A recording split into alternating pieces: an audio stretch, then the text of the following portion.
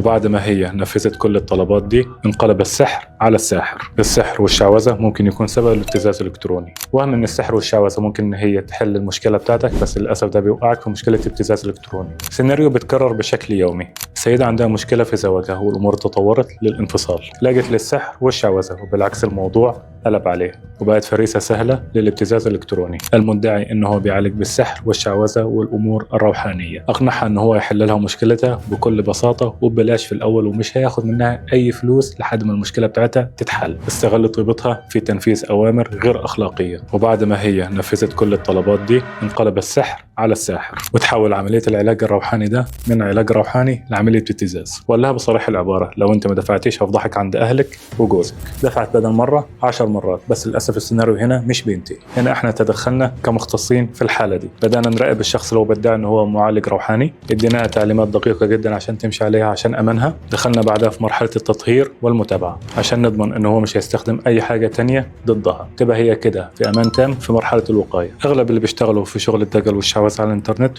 هم نصابين ومستغلين. ولو أنت وقعت في المشكلة دي، الحل الوحيد فقط ليك إن أنت تلجأ لشخص متخصص قبل ما خوفك يتحول لعجلة ابتزاز مستمرة.